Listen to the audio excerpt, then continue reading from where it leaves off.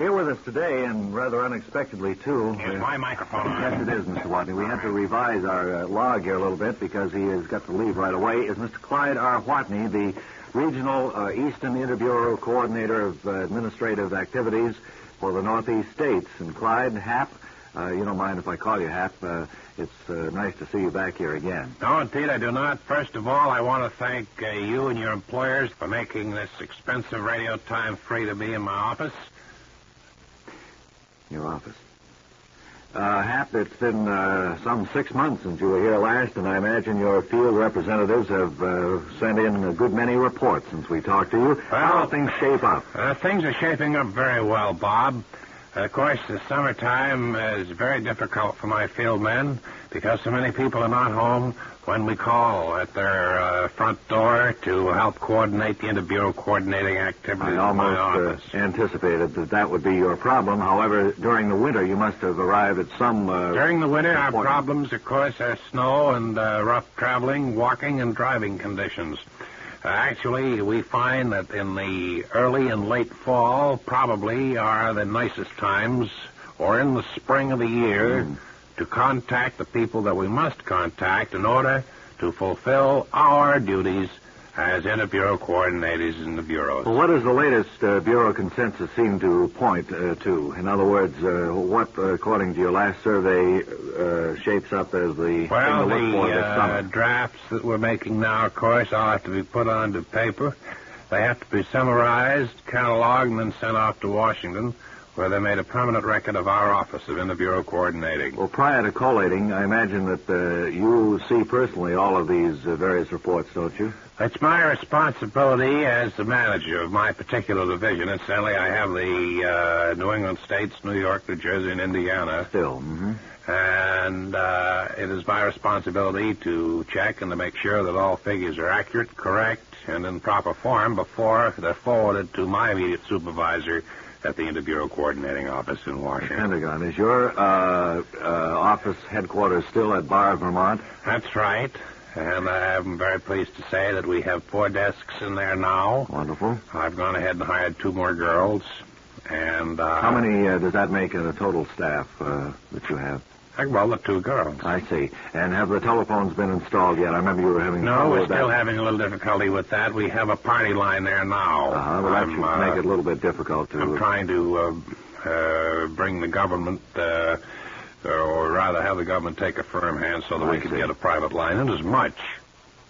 Well, now, to sum it all up in a word, Hap, and that's about all the time we'll have is for a word, how would you say the outlook looks? I'd say the outlook, generally speaking... Is what? Is going to be good. All right, thank you very much. Clyde L. Hap Watney, Regional Interbureau Administrator of the Coordination Division. Again, I want to thank your employers Quite all right, for making this time available in my office. Glad. We really appreciate it. Look for you again, Hap.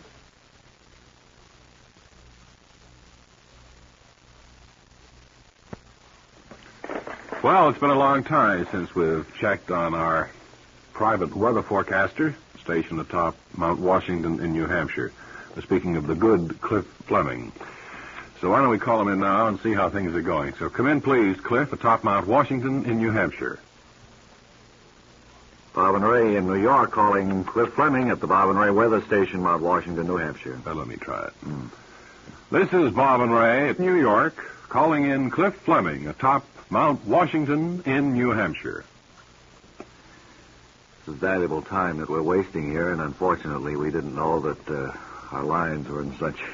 I don't know why it is always, whenever we're trying to call in somebody, we always run into this difficulty. Now, they can go to Washington, they can go out to Las Vegas, they can go any place at all, and it always happens... Now, Dave, as you know, summer arrived here at Mount Washington, as it did in most other places, bringing with it some rather cold weather. On Monday, we had a temperature of 26 degrees and a frost in some northern portions of New England, Dave.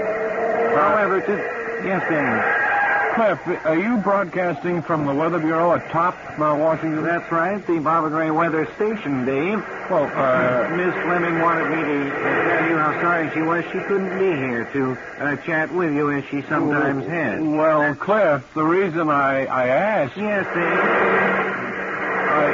Seems to me that you're standing beside a busy highway. Oh, no. Can you hear that, Dave? Yes, very good. That's an acoustical phenomena, Dave.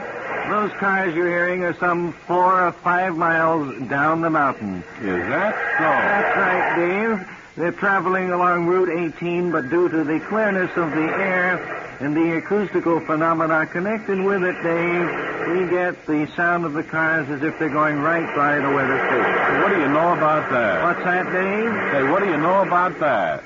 Nothing except it's an acoustical phenomena, Dave. The clearness of the air or something like that. It's in the nature of a mirage, Dave. Uh-huh. They sound as if they're right on top of her. Wait a minute, Dave. There was one. Sounded like one was very close there. I think one went through the kitchen. Those cars, Dave, aren't as far away as I thought they were. They're right there. There's no acoustical phenomena connected with this whatsoever, Dave. It probably is a detour or something. Must be something like that. Well, they're getting a little closer, Dave. I think I'd better send it back to you in New York. Happy weather. You've been listening to Clifford Fleming, Bob and Ray's weather forecaster, stationed top Mount Washington in New Hampshire. Dangerous speed to keep on up there, isn't it?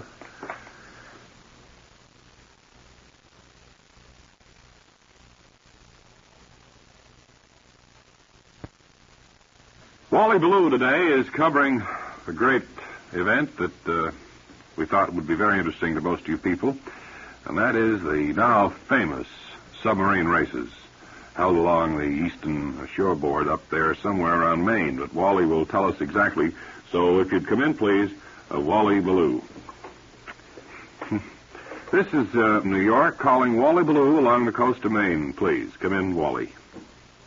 This, of course, is regatta time all over the country, and this is something a little bit different, I think. Second bot. Yeah. I thought he was coming in. Go ahead. Let's try it once more. Ballou, off Bath Main, where in just a moment you'll hear the starting signal, the throwing of a rock into the river, which signifies the start of the submarine race. They'll race from the point where we're standing to some half a mile up the beach, and where Artie Schermerhorn is standing by with his portable microphone. Now, one of the officials is ready to drop the rock, and in a moment you'll hear the rock drop, and the submarines will submerge as this crowd of some 1,400 people. There it goes, and there they go under. They've submerged, and you'll hear the cheers as they start on their way. They're both now completely submerged and heading for the finish line, a race against time. Here's one of the spectators standing over here. How do you like so far the race today, sir? This is a lousy spectator sport. I paid $1.10 including tax to sit in the grandstand, and all I do is go into the water. I see them start, and that's the end. Well, how else never know is who the submarine wins. going to race anyway? Well, they could race on the top, couldn't they? Well, that would prove the true prowess of the submarine under actual conditions. Well, I think it's a miserable spectator sport. Now, down at the other end of the finish line, Artie Schermerhorn, my broadcasting partner, and his portable microphone. Schermerhorn here at the other end of the line, where in just a few moments we expect one of the two submarines to cross the finish line first. It's very hard for me to determine from my particular vantage point just who is in the lead at this moment. Can you see anything, Artie? Hello, Artie. See Schermerhorn back. Don't interrupt me, please, Wally.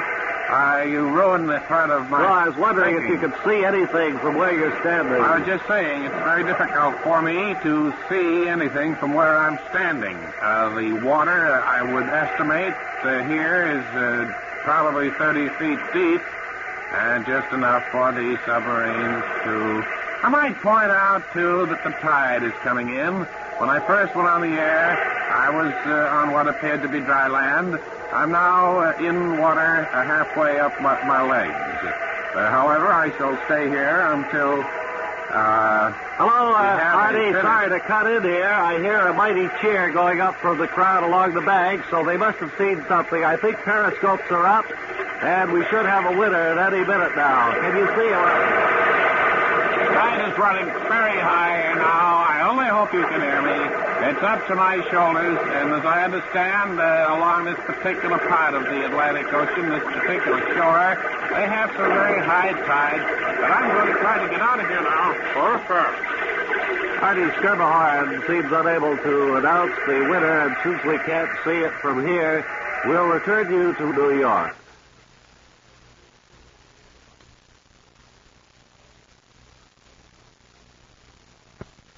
Well, we're getting our signal now from the producer inside, which means that Wally Ballou is all set at Albany, Oregon, for a broadcast from the log rolling contest out there. So come in, please, Wally Ballou. Well, what did that signal mean, then? Is it time for Wally Ballou? All right. Now to... Hello. Now, why does this happen always to us when all these other people can... I don't know. They can go on remote. Hold it, Bob. Yeah. Sister, go ahead. We take you now to Albany, Oregon, where Wally Ballou here at Albany, Oregon, where the great national log rolling contest is under full swing. I think, there goes one now. We haven't as yet had an interview with a gentleman whose chances seem to be very good. Your name is Pierre, is that right? That's right, there, Pierre, the half-breed. And, Pierre, I understand that you hold some sort of a championship. I was staying on top of the log there the longest. How long was that? Well, I was about, I don't know that. I was about, I was stay on there about a day there once. Well, what happens now to find a winner? These fellows just keep rolling logs all day until they all fall off but one? Let me put it a little more plainly, Pierre. You stay on the log until you fall off, right? You stay on the log there until you go by the finish line on it there. You was try to move your log. I see. Stay on top and not go in the water. If you was get your feet wet, that's okay, though. But you get your shoulder wet there means you fall down on it. You can't get your there. feet wet, ladies and gentlemen, is one of the rules. Your feet can't be wet, but your shoulder can. Well, if your shoulder gets wet on it there... Then you're already in. It was me that you've fallen over. What do you do for training for this kind of work, Pierre? You train on top logs there. What else you think? I mean, how else can you train there? You've got to practice on top of the log and with the water. Well, the cascades was run by there. Now you're going to put your log in the water and start out, is that right? And they'll time you from the time you start. That's right there. They put the log on top of the water, and then I will step on it and keep it spinning. Oh, Pierre has put the log into the water here at the side of the river. How deep is the water there, Pierre? The water here is so deep there, it's about 2 feet on it. 2 feet? It was go out and come very deep, though. You go way out there. It was on top of the head. I understand, Pierre. Now, how do you go about getting out of the log? By that I mean, on there. How do you depart? I was using these hobnail boots there. It was grip the bark on it. Now you're going to get on it, right? I'm on it now. Oh, he's standing on it now. Now I'm spinning. Now the log starts to on spin. top of me. And there he goes down the river. He's disqualified. He's disqualified. The champion is disqualified. And now this is Wally Ballou returning you to...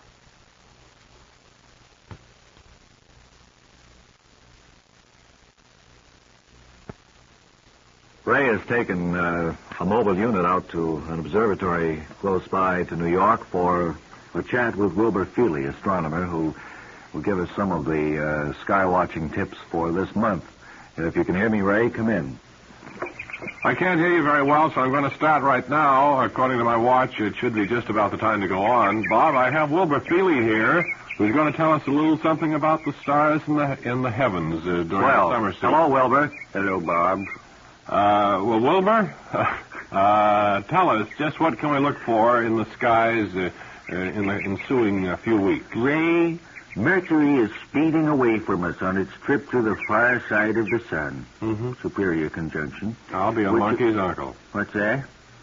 I see. Now, for the first few days of this month, it will be low over the horizon to the north of east as the dawn brightens. What is this, Mercury? Mercury. Now, how can we spot Mercury, Let's Wilbur? turn our attention now to Venus, which becomes a brilliant morning star, very conspicuous north of east about 5 a.m. after the 15th of July, and reaching greatest brilliance at month's end. Uh-huh.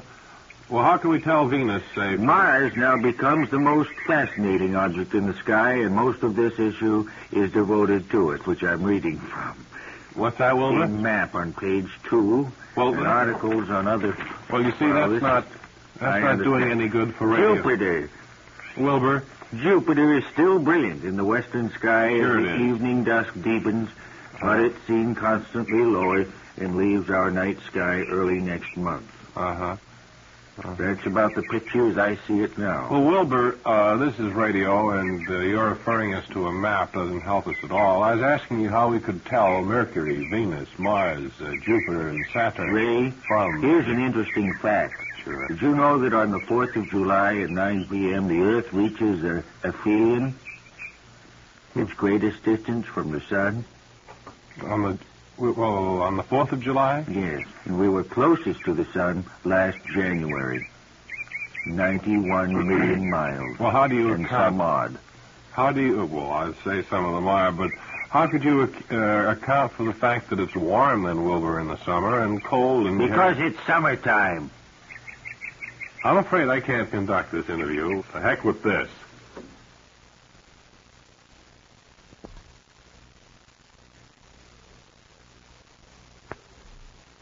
Some of you may remember, I think a year ago, we had a guest here on Mother's Day whose hobby was writing songs. He wrote a very beautiful tribute to his mother on that date, and because Father's Day was prominent this week, we asked him to come back again and see if he's added any songs to his repertoire. Mr. Claude R. Yogi Hathaway, it's a pleasure to see you again. How are you, everybody? I'll never forget that day that you recited your song, the words to it, to your mother. Yogi, why do they call you that, incidentally? I don't remember. Well, I got hit by a screaming foul ball off the bat of Yogi Berra. I see. It changed my parents considerably. Mm-hmm. And so now they call you Yogi, is that right? That's Mr. right. Hathaway? It's kind of a little gag. Now, you know what we're all looking forward to is to see whether or not you have come up with a song for Father's Day this year, as you did for Mother's Day last year. Well, I have. I won't sing it because I couldn't do justice to it. I'm not a very good singer. Remember, your Mother's Day song is My Old Lady is One Heck of a Gal. That's right. Mm-hmm. Now, this one is called Listen, Dad, with all the palaver aside, you're okay. That's the title of it, huh? That's You right. want to go through part of the chorus? Yeah. Son of the Oath? Listen, Dad, all the palaver aside, you're okay. Because when the gang goes out at night and you wanted to go along, sometimes you didn't, and you stayed home with Mom and the kids, which is a little bit of okay, dear Dad. Another thing, Dad, you're all right. Well, that certainly sounds like a comer, and one that we may be hearing on the hit parade in the months to come. I certainly hope so, Claude R. Yogi Hathaway, and maybe next holiday you'll drop around with another. Gray in your hair, Dad. Oh, there's more. Well, yes. It's matched Well, I don't only think we have the time right now. Can you just wrap it up with the last line? with the gold in your smile.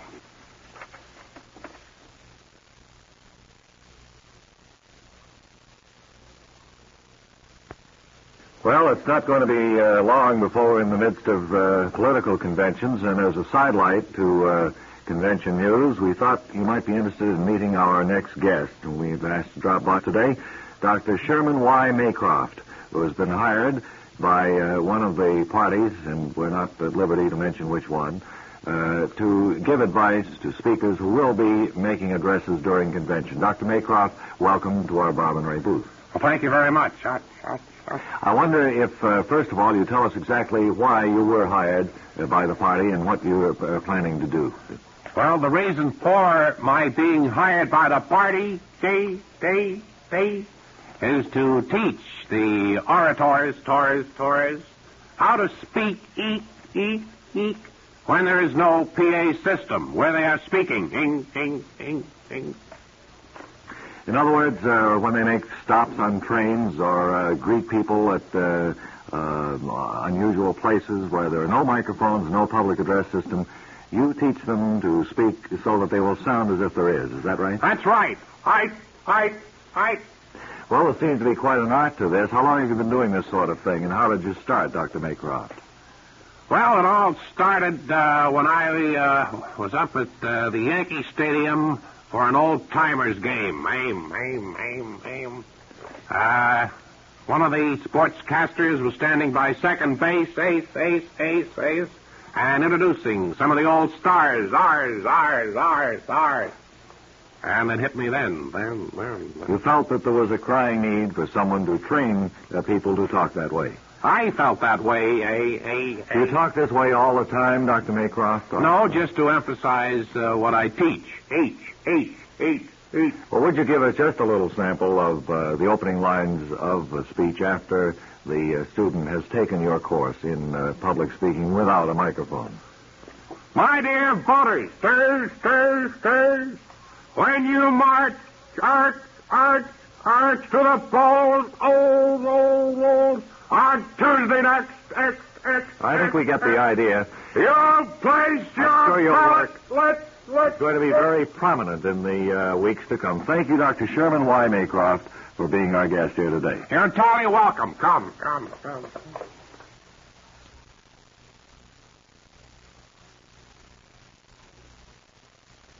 Now then, it's time to call in our good correspondent, Walden H. Ballou, or known coast to coast as the beloved correspondent Wally Ballou. He's up in Herkimer, New York, again to check with the good Professor Groggins up there. So come in, please, Wally Ballou. This is W.W. Ballou, north of Herkimer, New York, in the pasture outside Professor Groggins' home. And I understand, Professor, you're going to make another attempt to get your rocket ship off the ground. Well, that's right, Wally. I have been checking through with my Skywatcher schedule, and this is just about the appropriate time for me to take off to go to the moon or to Mars or someplace like that. So you've been waiting until this time when everything was as well off as it could be before you decided to leave, eh? Well, I wanted to wait for a favorable route as far as the Zodiac is concerned. You see, in September, the planet Mars will be just a little bit more than 35 million miles away. Well, that's pretty close by comparison, isn't it? I'd be a fool to miss the opportunity. Of course. In June, it'll be 75 million, 875,000. It's almost twice as much. Yes. Well, it's half as far. How fast a speed will you get up in this rocket ship? I figure 45 to 50 miles an hour. Uh-huh. Well, now, what advantages have you added to the machine which will assist you in making a successful flight? I've installed linoleum on the floor, Uh-huh. and I've got a rocker chair in there now. Have a cushion on it? Yes, there's a cushion on the rocket chair, and a little cushion up around the top part that hits me right about the neck so that I can sit there and rock on my trip. Oh, should be very comfortable, then. You about ready to... Notice there's no newspaper people around to witness this departure. Only radio. Well, you notice on this other new rocker, I have put sides on it because I fell off my rocker. You remember? Several months ago, I remember that. That was when they wrote you up in some of the medical journals. I notice you're wearing overshoes, Professor. Any reason for those? Yes, it's winter in Mars now. I see. Well, now I'm going to step back because I know the powerful rockets, once they're ignited by your motor system... Magnetos. Huh? I know that there's going to be a big flare back. So if you'll just shut the door, we'll say goodbye, good luck, and... Goodbye, America, and be looking for me in the skies above you. Now he shut the door. Maybe you can hear the powerful... I'm going to step back here a little bit. The powerful magnetos, I think he called them.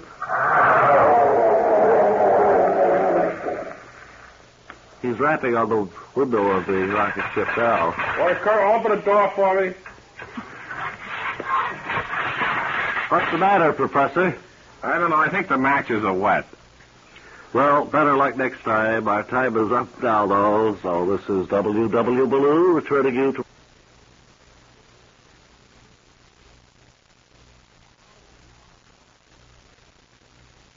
Now over to our sports desk and our beloved sports commentator, Biff Burns. Thank you very much, Ray.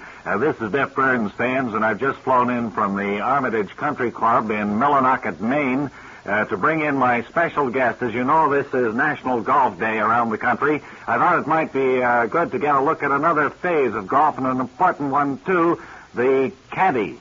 And we have with us here at our sports microphone the world's oldest lady caddy, and I wonder if you'd come in, ma'am, and tell us your name. Well, my name is Miss Bernice Douglas.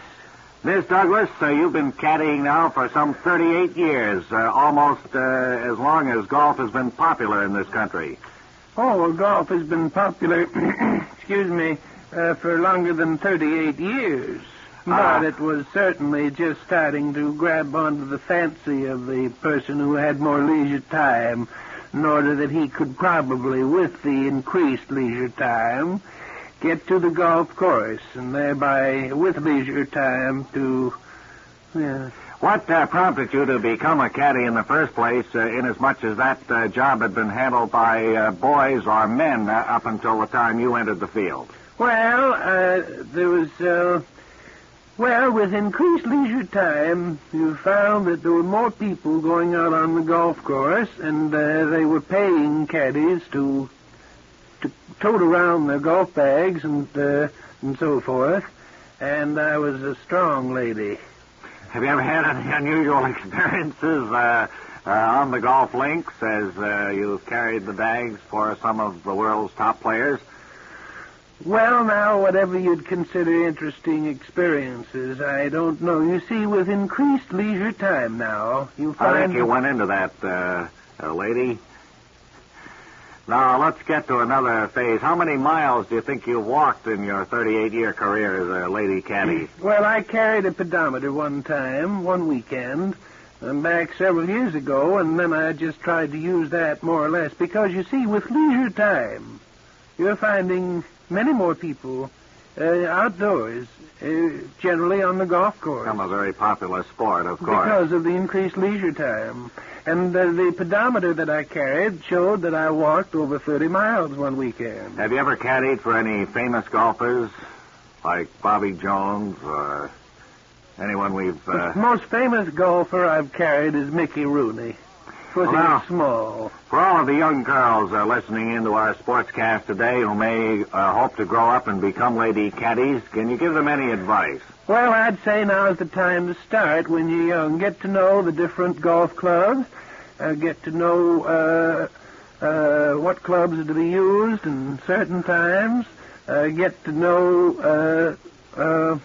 You see, with increased leisure time... Well, I see our time is just about up here now, and we want to thank you very much for flying in from Millinocket, Maine, for a very interesting interview. And this is Biff Burns saying until next time, this is Biff Burns saying so long.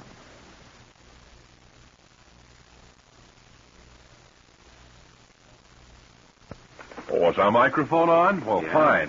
Fine. We have dispatched Wally Ballou up to the huge Coliseum here in New York, where I think this national home sewing contest gets underway. All these women, we understand, are going up there and sewing things with big prizes. So, Wally, if you're standing by up there, come in, please.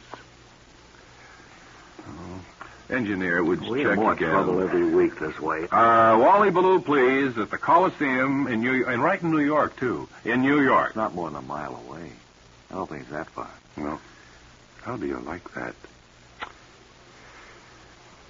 Again, this is Bob and Ray. Hello, here at the Coliseum, and we're not going to talk with one of the lady sewers, but instead a gentleman who has entered in the seamstress contest here. Well, it's not exactly seamstress, is it, Mr. Clancy? Well, not for me, and I don't like the way he keeps winking at your engineer, you know, fella. Well, it was just that I was surprised to see a man sitting at one of these sewing machines and What's so funny about it? Well, it's supposed to be for women, I understood. Ladies who sit at home and make dresses and make the family's clothes for themselves, thereby qualifying for a first prize of $25,000. Well, What do you keep winking at your engineer Well, for? it's this ruffled apron that you're making on your sewing machine. What do here. you think? I'm a sissy, something like that? Because No. I'd just soon hang a fat lip on you as look at you. But how did you ever get into this competition? Well, Sewed all your life? Yeah, one time the sewing machine went on a blank at home. The old lady asked me to fix it, and I fixed it, and I discovered it's kind of a lot of fun getting them their patterns and making aprons and Suits. Did you make that suit you have on? You're working at the engineering. No, it's very nice looking. So what is it? Well, I'm telling you, Made out of dimity or something, isn't it? It is dimity, and I didn't come here to have somebody make a monkey out of me, you know. Scalloped lapels and everything. What are you going to make for the competition here? What are you entering as your big project? I'm going to make. Now If you're you winking. do something funny, fella, I wasn't saying anything. You winked at me when you said it. I'm going to make an apron. An apron. Have you picked out the... Oh, I warned you about that, fella. I'm going to sew, and I don't want anyone making a monkey out of me coast to coast. They seem to have cut the line to the Coliseum just when the story was getting interesting. Maybe we'll go back for a follow-up later from Wally Ballou.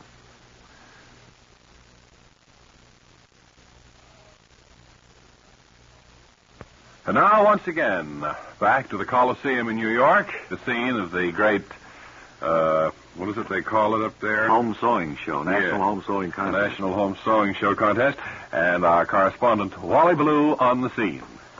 Wally Ballou again. This time partying with one of the lady infants, Mrs. Henrietta Bashor Logan of the Chias, Maine. What's the matter with you? Oh, nothing. Miss Logan. Got a fat lip you have? Well, it's a little bit of trouble we ran into on our last broadcast. But we would like to have a few facts from you about what the sewing contest means to you and what you plan to make for us. Well, I'm trying to emphasize in the dress I'm making the importance of thread. The importance of thread. Thread. Thread. T-H-R, is it What I said. Thread. E-D or E-A-D? E-A-D, I think. What? E-A-D. Yes. That's right, thread. T-H-R-E-A-D.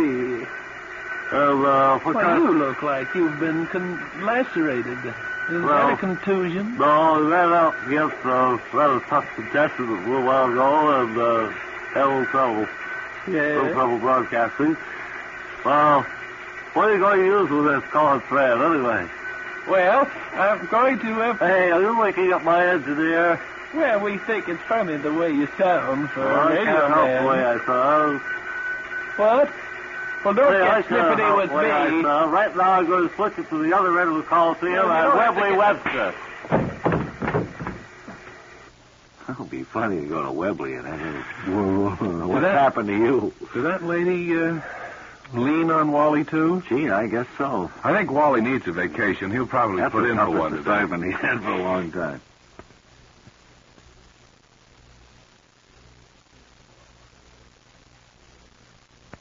You know, hardly a day goes by now that you don't read something about these tranquilizers in the newspapers or magazines, and so we sent our highly controversial Wally Ballou out to cover it.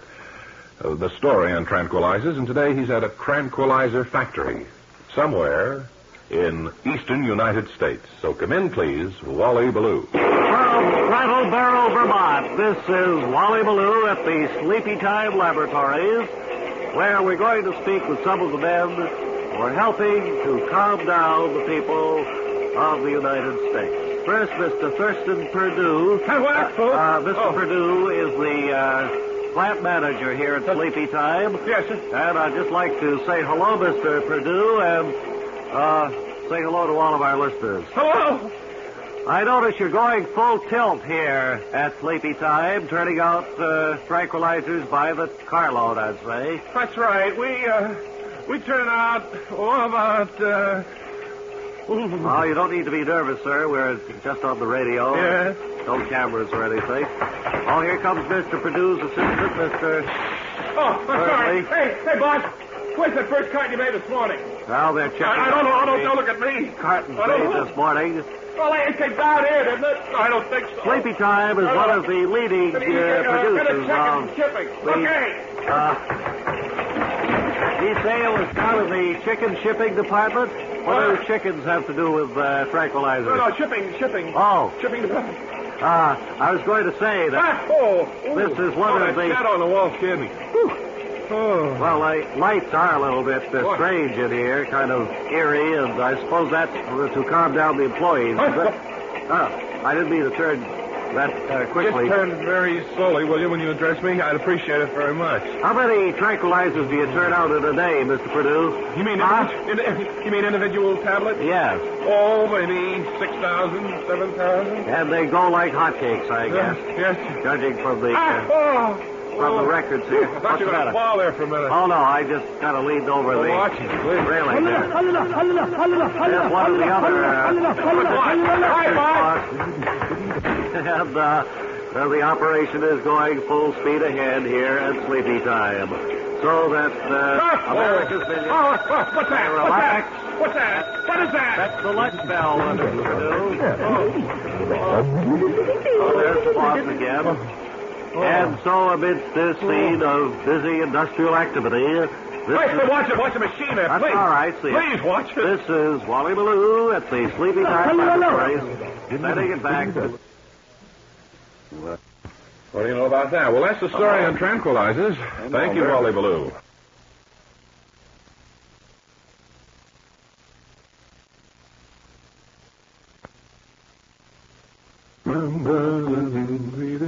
Well, we haven't heard any music from you for quite some time now. You're still practicing every day? Well? You're still practicing on the Hammond organ?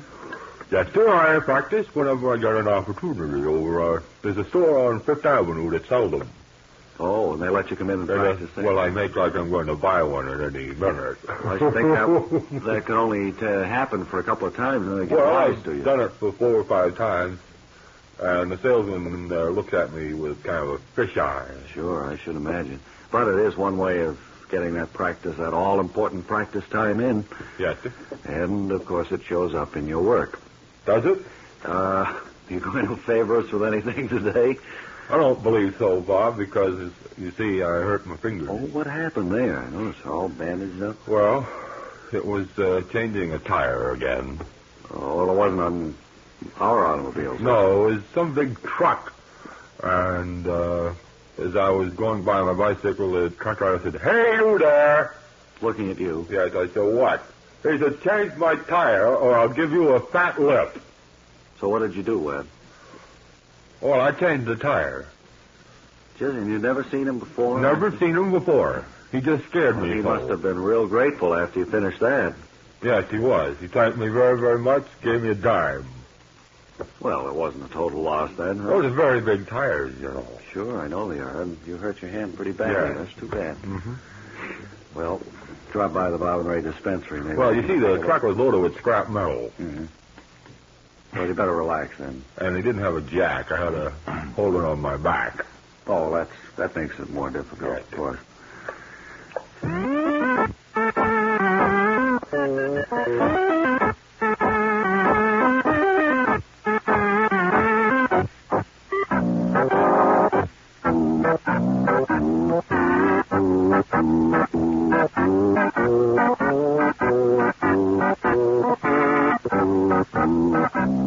Very nice, Webb.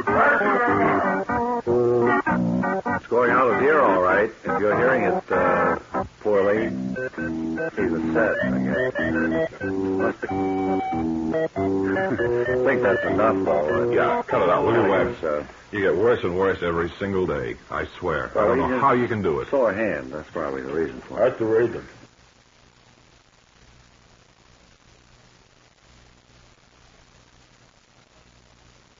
And now it's time to call in correspondent Wally Ballou, who is in Barberton, North Carolina, with another one of his interesting interviews. So let's call him in right now. Come in, please, Wally Ballou in Barberton, North Carolina. Oh, doesn't this get your Nice goat? weepy down there. Come in, Wally Ballou. Doesn't this get your goat? He knows the cue as well as you and I do. Is it Wally or the fellas in the control room? Again, Bob and Ray calling in Wally Ballou, Barberton, North Carolina. Ballou in Barberton, North Carolina, the heart of the tobacco country. And little of us realize that along with the making of cigarettes, the manufacture of filters is a big product too. And we've taken our microphones today to a cigarette filter factory. And I'm speaking with Mr. Prowse, the manager of the factory, who's standing over here in Warehouse 6. Mr. Prowse? Yes, sir? Tell me this. L.E. Prowse, initials only. What's that? L.E. Prowse, initials only. I see. You don't have any first name then, Mr. Prowse. Well, L.E. L.E. Initials. Well, I'll just call you Mr. Prowse if I may. That's what most people call me when they know me, yes. Sure.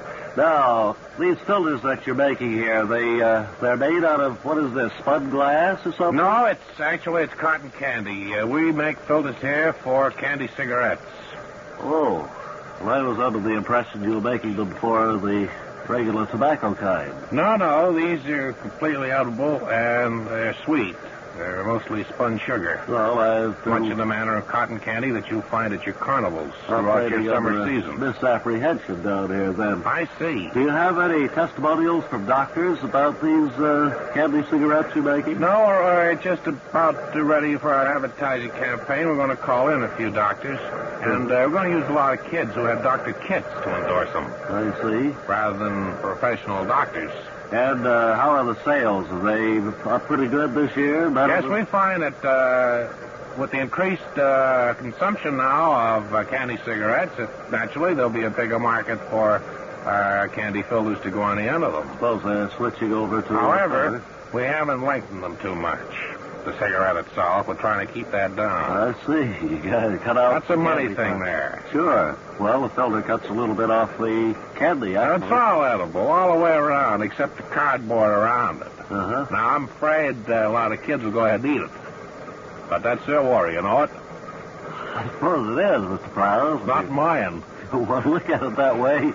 You're covered hang me with it if they're going to swallow the cardboard around it. It's not my fault. Once it leaves your hands... And I can't print on it. It's too small. The print don't eat it on it. Well, then that's the worry of the little kids. I have a little fellow The kids here. worry for themselves. You know, I mean... this is your sampler over here, isn't it? Your taster? That's right. I wonder if we can speak to little Jimmy Schwab over here. Come over here, Jimmy. Is that a real tattoo on your wrist there? Golly gee, no, it's painted on. Uh-huh. And I want you to try one of these candy filter cigarettes and see how you like it. Okay. Oh, see? Criminalities, that's good, But he's eating the cardboard. That's his own fault. Well, I know, but... He's a nitwit of a kid. Okay, well, thanks very much. And it's so long from Barberton, North Carolina, and the Candy Filter Cigarette Factory, Wally Ballou, bringing you the description. Now back to radio...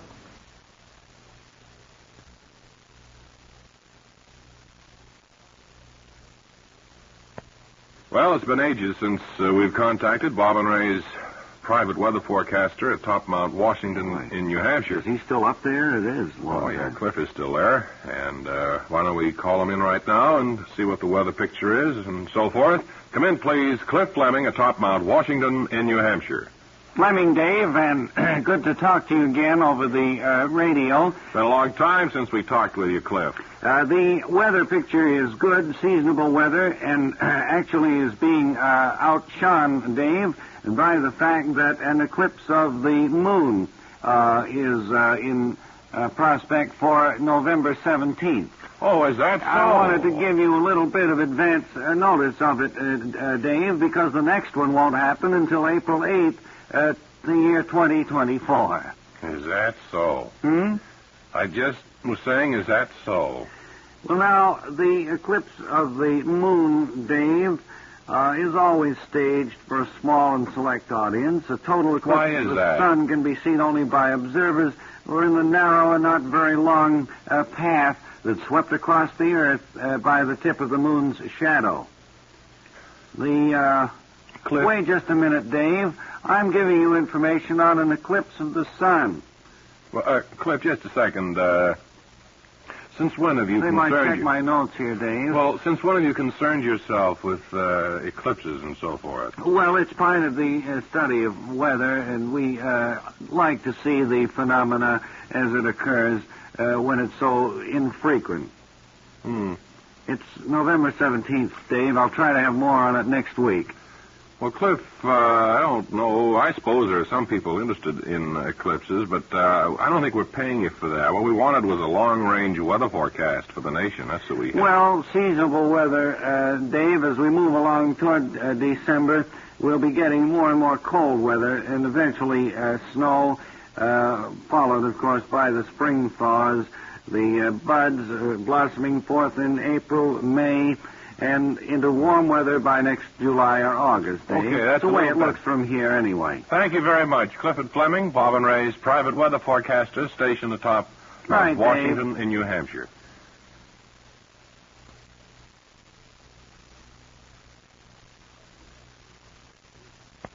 Now to Methuen, Massachusetts. That's Methuen, right? Oh, Methuen, Massachusetts. Weren't you born about 5 miles from there? Yes, isn't that funny? Oh, I've done that all my life. Now then to Methuen, Massachusetts, and Wally Ballou.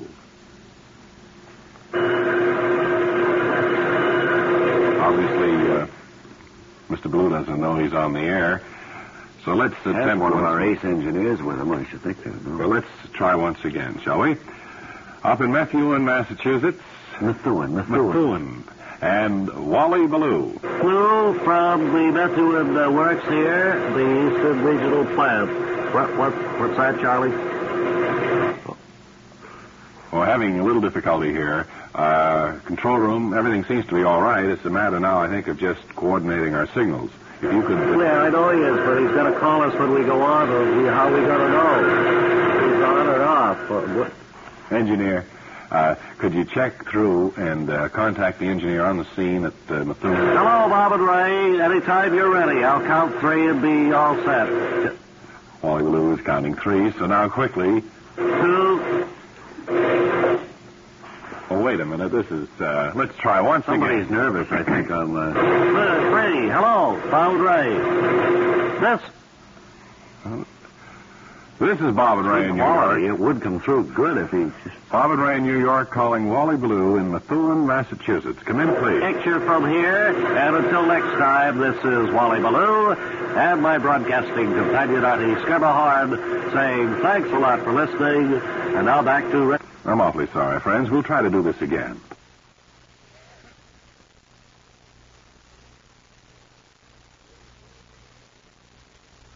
It was very interesting. Now, let's see what this is. Take time out to enjoy a little refreshment. Tony, what do we have for the folks today, huh? Well, that's right, Arthur. This is eating time. We have some rye bread for everybody sent over from the Rye Bread Institute. That's good. What else? Jelly donut, Arthur. A jelly donut, huh? That's right, Arthur. Sent over from the Jelly Institute. So it shouldn't be a total loss. What else? This is National Antifreeze Week. Everybody get a little paper cup full of antifreeze? Well, we forgot that, Arthur. And this is National Save the Horse Week. That's right, Arthur. We got a couple of beauties I want to bring out for you now. Would you lead that Arabian stallion out here, please? It's a beautiful horse, Arthur. Isn't he a beauty? That's right. Climb up on him, Tony. Just show the folks, huh? Well, we got the high hurdle set up over there at the far end of the studio. Well, I want to show you what a jumper this speed is. He's tame. You get up on him there. Arthur, may fall off. You won't fall off. Hang on to the reins there, see? He can do this all by himself. Just up. That's the way. Now start out and take the high hurdle, Tony.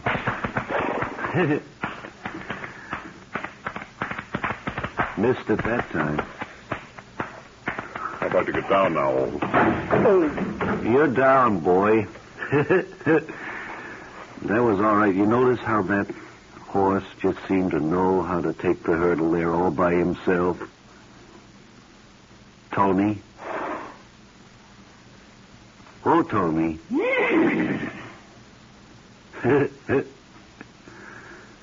Well, let's get on with the show then, huh? Somebody get him out.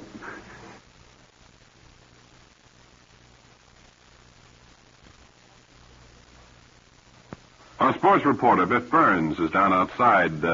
Something interesting going on down there. So, Biff, if you read me, come in, please. Thing indeed, Ray. This is Biff Burns speaking from Rockefeller Plaza, where a group of sports car enthusiasts are warming up their motors, preparatory to taking an afternoon spin. Are we going to speak with one or two of the Lance. Lance? Lance Turlinghausen. You're Turlinghausen, your last name or your first name? Lance is my first name. Turlinghausen is my last name. What do you call this car of yours here, Lance? Well, this is a jazzed-up six-cylinder job with fuel injection, and I've got a four-barrel carburetor on this thing. Certainly a classy-looking job. Did you do most of the work on it yourself? Yeah, quite a bit of it myself. Some work I can't do. I don't have the equipment. I imagine the body was formed by a professional. You imagine wrong, fella, because the body was designed by myself and built at a factory according to my own specifications. It certainly is a smooth, streamlined effect you've got there. Well, no, actually, it isn't what we're striving for in this little baby. It's kind of a square-up model. Well, not so much speed here. It's just what I want is consistency in this motor. How come the flower pots there and The old lady insists on that. You can probably hear the hum of the powerful motor there in the It's not background. a hum. That's a bad sound. It sounds like one of my main bearings is on the cooch here. How much speed can you get out of this, Lance? Steadily, I go get a good 45, 50 steady. I mean, country town traffic. As I pointed out to you early, the thing I want here is just, steady performance, not so much record-breaking speed. I see. Well, you certainly have got what you wanted, I guess, and we wish you a lot of luck with this car. Okay, Biff. Let's give the motor a real good turnover. Let's hear it before you. Well, hold your microphone down there by the hood. You can get it real good if you want to. All right. Let me get this thing all revved up.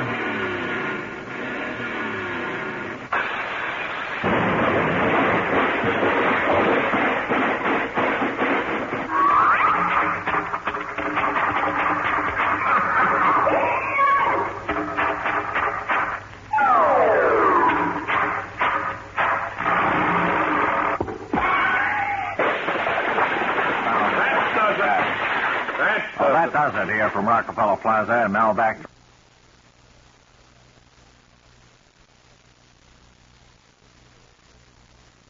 Well, to get serious for a few moments, we have a guest here to represent our scientific department of Bob and Ray Enterprises, a gentleman who is the field director of one of the largest observatories in the East.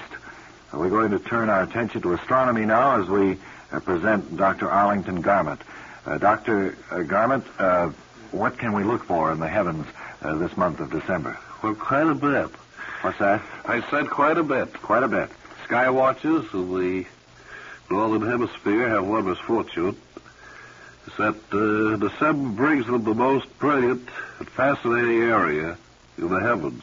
Yes. But to spend as much time as they would like to spend outdoors, they must suffer discomforts of shivering, sniffling, the coldest nights of the year. Well, how many nights in December so far have you spent watching the skies? About 4. Only and I've 4? come up with a little head cold. A word of caution then to beginners to bundle up I guess you weren't... much more warmly than you would ordinarily think necessary. I hope I'm not catching this. Thank you very much, Dr. Garment. Stay up a little late tonight. They go out about 1:30 and look at Jupiter. Oh, well, look, Doctor, that's a little bit better things to do at 1:30 than that. If you don't object to an early alarm clock, set it to get you outdoors not later than 6:10. Venus, Saturn, and the old moon will be worth seeing before the dawn becomes too bright. Yeah, well... They'll be low over the southeast and the moon. Fine. There you have the picture in astronomy for this week from Dr. Arlington Garment, our Bob and Ray staff meteor staff astronomer. Right.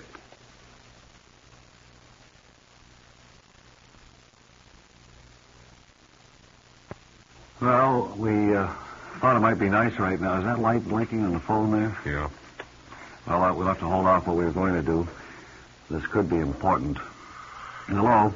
Hello, Bob? This is Bob? Hey, Ray, how are you, fella. Oh, This this is is Steve Bob. Bosco. Hey, Ray, hope you have a good and happy New Year for Steve, yourself. Bob. Bob, what are you, Ray, boy? This is Bob, Steve. Wait a minute. It's Hey, Steve. Bob, Steve. Right. Happy New Year. Happy New Year to you. Hey, what do you think of all those ball games? Oh, they were real good. How you doing, fella? They Hey, did you have a Happy New Year? Yes, wonderful, Steve. Hey, that's Haven't Steve. heard from you for several weeks Hey, now. Bob. Yes? Happy New Year, fella. Yeah. Hey, look, Bob. Yes. Steve here. Right. Hey, look. I need some money.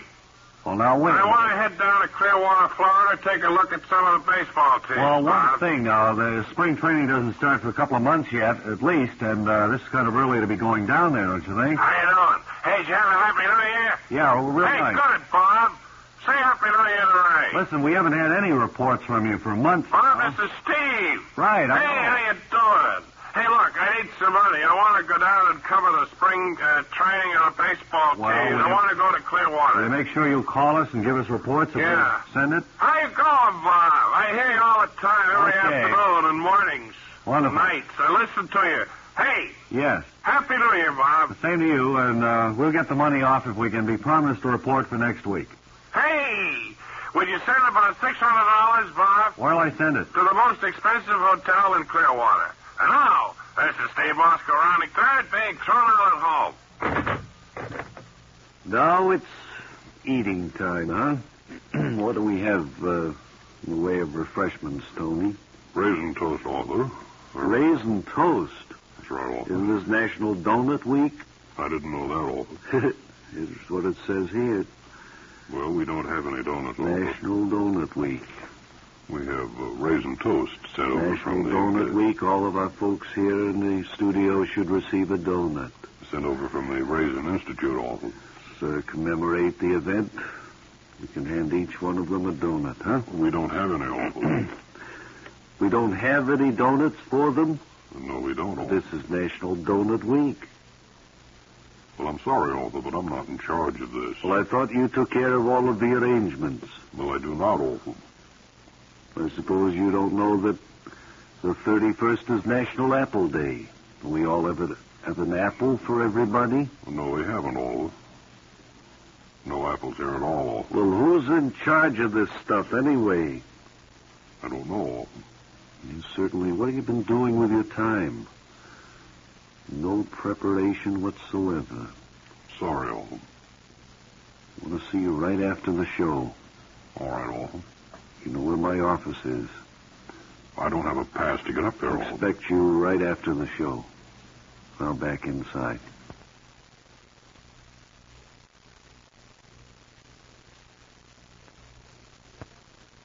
Well, Tex, it's good to see you back in here at our little isolation booth, as they call it. Get time to do the poem there before. How many, what do they call them, stanzas do you have to that? Yeah, I don't know. There's just a few. Bucktooth Calhoun wrote this for you, didn't He wrote it at different times. He wrote a couple of stanzas of it one year, and then during the year he wrote a few more. Mm-hmm.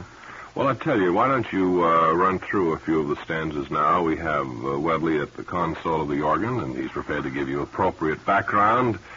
And we'd all love to hear, I'm sure, Well, Cowboys Christmas Eve Fine. in Manhattan. I'll go over here on the great stage and Good. recite it. Give me a yellow spotlight. He was stranded in Manhattan on the night of Christmas Eve. He was in a strange new country, was the cowpoke known as Steve. And he lugged his heavy saddle down Broadway, this young cowpoke. He had no horse, he had no dough. This youngster, he was broke. And as he struggled bravely against lights green and red, he wished it once, he wished it twice, he wished that he was dead. Steve missed the mesquite and the brush, he missed the desert grim, and many, many times by Providence the taxicabs missed him. He lost his way on Broadway when the evening it got dark, and soon he lugged his saddle to the avenue they call Park. The limousines kept whizzing by, filled with women wearing jewels. And Steve kept thinking bitterly, them city dames is fools. I'm sorry, I didn't quite understand that. Jewels and fools. Oh, all right. Poetic license. There was one dame among 'em who was kind and sweet and clean, and when she run over the cowpoke, she said, "Stop the limousine." And she stopped out in the muddy street to see if he was killed. And as she mopped his fevered brow, she seen how he was built, for he was a strong young cowpoke, built like a Douglas fir. She fell in love with him at once and took him home with her. Not nice. So they was happily married, and this thought with you I leave. Go get yourself a saddle and get lost on Christmas Eve in Manhattan. Had that left over. Well, I think that was very nice, Tex. And I hope you do have a happy Christmas here in Manhattan. And a Merry Christmas to you, too.